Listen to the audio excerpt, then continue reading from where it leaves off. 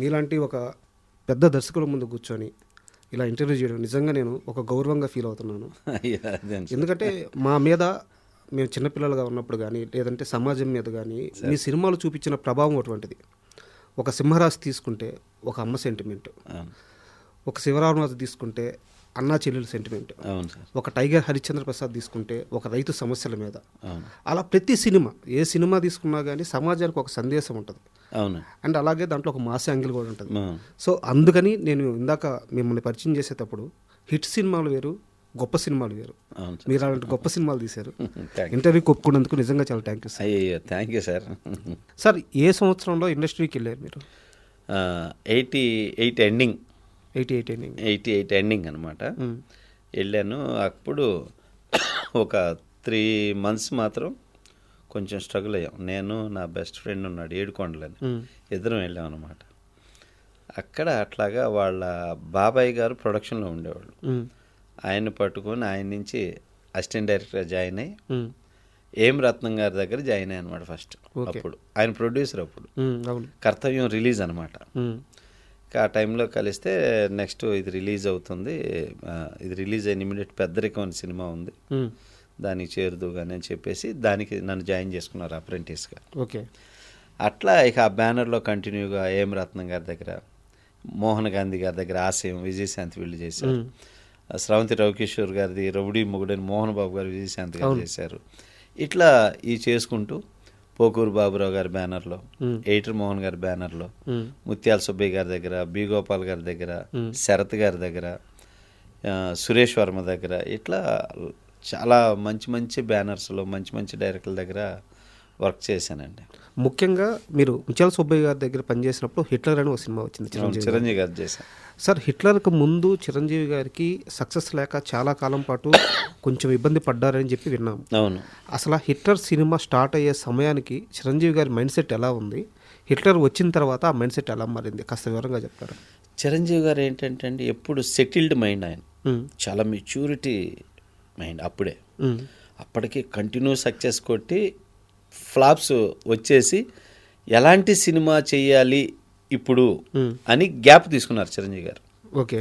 ఆ గ్యాప్ తీసుకున్న టైంలో ఎలాంటి కథను సెలెక్ట్ చేసుకోవాలి ఏంటి అనే ఆలోచనలో పడి ఆయన చూస్తూ ఉంటే అప్పుడు మమ్మట్టి చేశాడండి హిట్లర్ సినిమా మలయాళంలో. అది చాలా పెద్ద హిట్ అయింది. సో నేను అన్ని మాస్ సినిమాలు చేశాను, ఒక మళ్ళీ చానాళ్ళ తర్వాత ఒక మంచి ఫ్యామిలీ సెంటిమెంట్ ఫిలిం చేయలేదు, ఈ కథ పర్ఫెక్ట్ నాకు అనుకొని అప్పుడు ఎయిటర్ మోహన్ గారు ఆ రైట్స్ కొని ఉన్నారు. సుబ్బయ్య గారు చేద్దాం అనుకునేసరికి చిరంజీవి గారు కాంపౌండ్ నుంచి వీళ్ళకి కాల్ వచ్చి ఈ సినిమా మాకు ఇంట్రెస్ట్, మనం చేద్దాము అని చెప్పేసి అట్లా హిట్లర్ సినిమా చిరంజీవి గారు వీళ్ళు చేయటం స్టార్ట్ అయింది. కాకపోతే అప్పటి వరకు ఏంటంటే చిరంజీవి గారు ఫుల్ మాస్ రూట్లో వెళ్ళిపోయేవాళ్ళు, ఫుల్ యాక్షన్ వీటిలో. ఫస్ట్ టైం చాలా ఫ్యామిలీ సెంటిమెంట్ ఫిలిం. ఇప్పుడు ఒక టైంలో చేశారు విజేత అని, ఇట్లాంటి సెంటిమెంట్. ఆ తర్వాత గ్యాప్ వచ్చి ఒక స్టార్డమ్ వచ్చినాక ఫ్లాప్ పడేసరికి కొంచెం లేదు, మళ్ళీ రాంగ్ స్టెప్ అవుతున్నాయి, కొంచెం మళ్ళీ కరెక్ట్ కథలను సెలెక్ట్ చేసుకొని వెళ్ళాలని ఆగారు చిరంజీవి. అప్పుడు 1 year దాకా గ్యాప్ వచ్చింది చిరంజీవి గారికి. వచ్చి అప్పుడు ఈ సినిమా సెలెక్ట్ చేసుకొని ఆయన చేసే టైంలో నేను వర్క్ చేయటం, చిరంజీవి గారు అబ్జర్వ్ చేస్తుంటారు అందరిని. చిరంజీవి గారు వచ్చిన యాజ్ సీనియర్ హీరో కదా, ఎవరెవరు ఏం చేస్తున్నారని ఆయన కూర్చొని ఇట్లా కూర్చున్నా అంటే ఎవరేంటని చదివేస్తాడు చిరంజీవి గారు. సో అట్లాగా చూస్తుంటే నేను వర్క్ చేసే విధానం చూసి నన్ను పిలిచారు ఒకరోజు. నువ్వు బాగా కష్టపడుతున్నావు సముద్ర, పైకి వస్తావు, డైరెక్టర్ అవుతావు నువ్వు అని ఫస్ట్ బ్లెస్ చేశారు చిరంజీవి గారు. సూపర్. బ్లెస్ చేసేసరికి ఇక మనం అభిమానించే హీరోలు మనని బ్లెస్ చేయటం ఇంకెలా ఉంటుంది, ఇక ఇంత బలం కొండంత బలం వచ్చినట్టు అనిపించి ఇంత పెద్ద హీరో బ్లెస్ చేశారు. ఫస్ట్ నేను సక్సెస్ అయిన అనుకున్నాను. అనుకున్నాక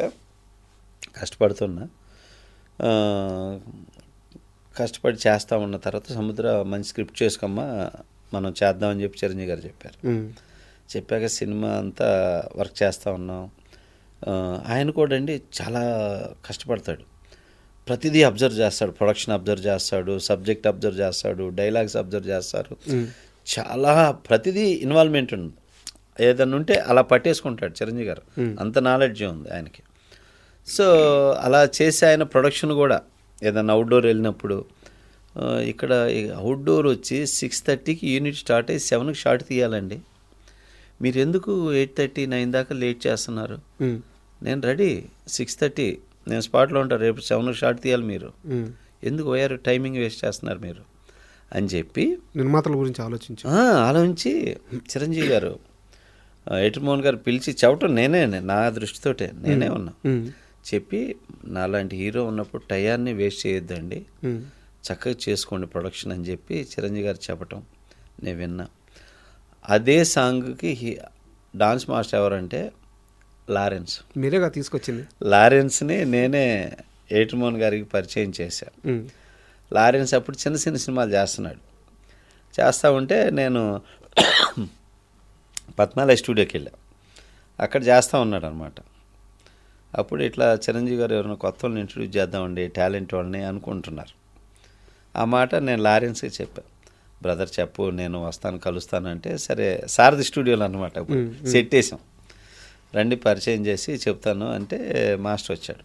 వచ్చి నేను ఎయిటర్ మోహన్ గారికి పరిచయం చేసి ఇలా చేశాక మోహన్ గారు చిరంజీవి గారు తీసుకెళ్ళి పరిచయం చేస్తే, సరే అమ్మా ఇది సాంగు, నువ్వు ఏదైనా ఒక సిగ్నేచర్ మూమెంట్ చేసుకొచ్చి చూపిస్తే నేను కన్ఫర్మ్ చేస్తాను అని చెప్పారు. అట్లా వెళ్ళి ఆ సినిమాలో అబీబీలో సాంగ్ ఇలా అంటుంటాడు చూడండి చిరంజీవి గారు, ఫస్ట్ లారెన్స్ ఆ మూమెంట్ చేసుకొచ్చి చూపించాడు, సింగిల్ సిట్టింగ్లో ఓకే చేశారు. లారెన్స్ అనే వ్యక్తి అంతకు ముందు దాకా చిరంజీవికి పరిచయం లేదు, కొత్త వ్యక్తి, చిన్న సినిమాలు తీస్తున్నారు, పరిచయం లేదు. ఈయన అప్పటికే మెగాస్టార్. అవును, చిరంజీవి ఎలా హ్యాండిల్ చేస్తారు ఆ డౌట్ కానీ, ఇతనికి ఎందుకు ఇవ్వాలన్న ఆలోచన కానీ ఏం లేదా? లేదు.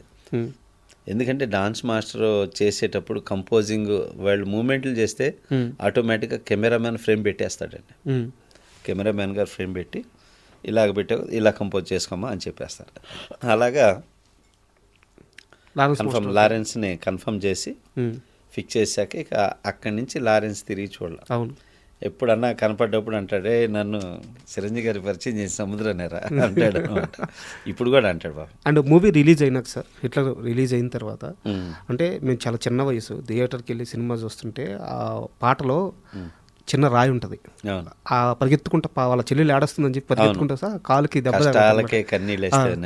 ఆ కాలుకి దెబ్బ తగలంగానే థియేటర్లో అందరూ లేడీస్ అందరూ తెగ ఏడ్చేస్తున్నారు. సెంటిమెంట్ సాంగ్ అది, చాలా మంది ఏడ్చారండి ఆ పాటకి, కష్టాలకే కన్నీళ్ళు వస్తాయి. ఎలా ఉండింది రిసీవ్నెస్ అప్పట్లో సినిమా రిలీజ్? అయ్యో సినిమా సూపర్ హిట్ అండి, చిరంజీవి గారికి చాలా మంచి హిట్ అయింది. సెంటిమెంట్గా చాలా మంచి రెస్పాన్స్ అన్నమాట. అంటే ఇట్లాంటి సిస్టర్స్కి ఇలాంటి ఒక అన్నయ్య కావాలి అని అంత మంచి మార్క్ తెచ్చింది ఆ సినిమా. ఇంకా మళ్ళీ అక్కడి నుంచి చిరంజీవి గారు మళ్ళీ వెనకలేదు. ఆ తర్వాత మాస్టర్ అని, అన్నయ్య అని ఇక వరుస మళ్ళీ కొట్టుకుంటా వచ్చేసారు ఆయనకి, మళ్ళీ అట్లా ట్రాక్ అయిపోయింది.